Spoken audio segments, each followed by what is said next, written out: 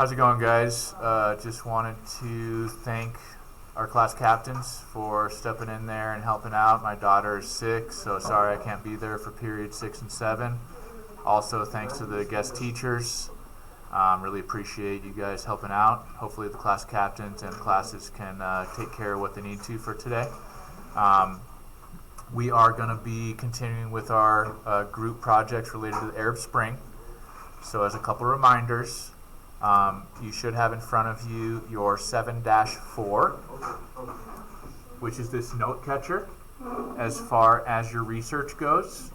The whole point of this is to be able to transition it over to that presentation, which is right over here. If you look on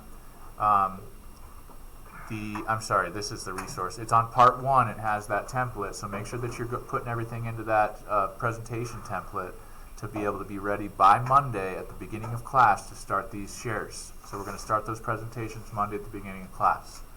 All right. So on this one, everybody again should be going to this illinois.edu source to be able to get some background information about your source, about your country. In addition, we've got CIA World Factbook as well as other sources that are .edu or .govs or a museum that you're going to need to have in your works cited in order to be able to communicate related to your country and the Arab Spring, related to unity and diversity. So I hope that you guys were able to kind of take a look at the rubric as we were in the warm-up related to what it's going to be taken to get in that, hopefully that proficient, which is worth an 85, or exemplary, which is worth a 95%. We are going to be getting up there and presenting these, but that's mainly just going to be a completion grade. So as long as you get up there and present, totally fine. If you would rather do a screencastify or come in during enrichment, that's also an option for those people, especially if you're working individually. Okay.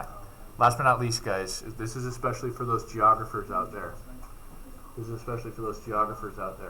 So, I've gotten some questions about GDP per capita.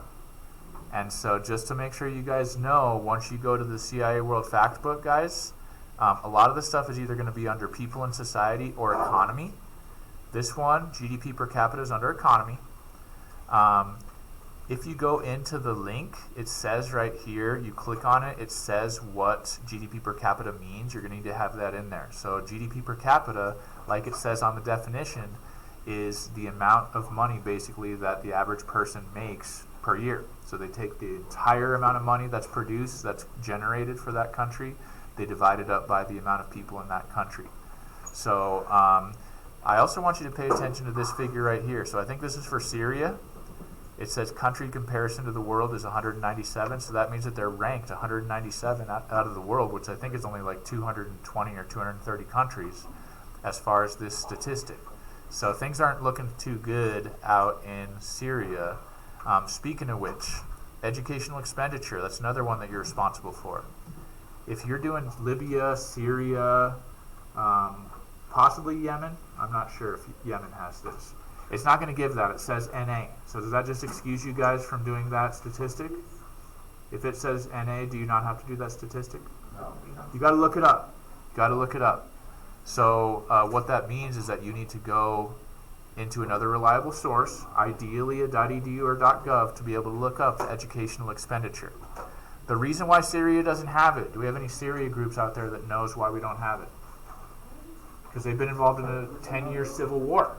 They're currently in a civil war, so people typically are not getting educated there. So my recommendation, for example, for Syria is that you're checking out this site. So if you go to tndfonline.com, I know it's a .com, but the author is from a university on this one. So this is a database that has a bunch of like educational journals. It talks about why the education system in Syria is where it is, and unfortunately it's because of the 10-year civil war that's been going on that's really negatively impacted kids. So I'd recommend that you take a look at that as far as the situation in Syria. Same thing for Yemen. Last but not least, guys, in each slide you need to be able to have not only a visual, hopefully, that you're citing where you're getting that visual, but also parenthetical citation. So the Purdue University Online Writing Lab, the OWL, is a really good resource for you guys to be able to make sure that you know how to parenthetically cite your source. So the long story short of it is that, like it says down here, you need to make sure to either put in the last name of the author. So right here we've got somebody that was named Wordsworth that wrote this quote, or even if it's just information. And if it's a book or if it's like a long PDF, you also need to put in the page number. So that way if somebody says, I'm curious about that information, they can go into the works cited at the end to be able to see more information. All right. So I do want you to practice those parenthetical citations.